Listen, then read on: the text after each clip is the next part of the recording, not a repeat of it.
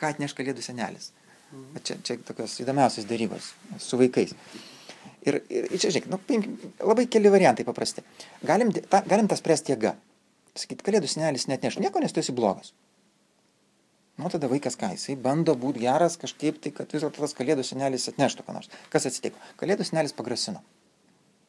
Ir tada gali būti, kad kalėdų senelis pasakė, žiūrėk, mes buvom susitarę, kad jeigu tu kažką tai darysi taip arba kitaip, tai tada jis atneš. Arba kad kalėdų senelis neatneš brangesnės dovanos, negu kad kažkokia tai suma. Tai čia tokia sutarties dalykas. Aiškiai, mes susitarėm.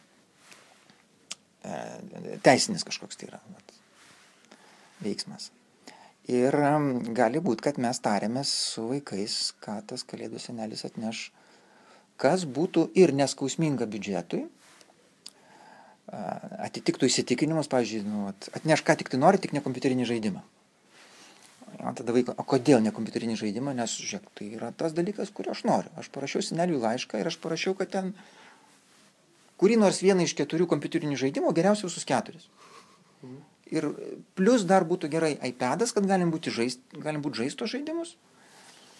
Arba kompiuteris. Bet, pavyzdžiui, kalėdų seneliui gali atrodyti, kad nelabai sveika tą daryti, kad gal geriau atnešti futbolo kamuolį. Bet jeigu vaikas nemėgsta žaisti futbolo, tai bus toks praloštas variantas iš abiejų pusių. Aš prisimenu, man vaikystėje, kadaise kalėdų senelis atnešė ledo ritulio lazdą. Aš prisimenu todėl, kad buvo pats didžiausias nusivylimas, kokį aš esu patyręs dovanų. Man buvo absoliučiai ne į temą ta dovana. Nes aš neatsimenu, ko norėjau. Aš atsimenu tiksliai, kad ledo ritulio lazda tai buvo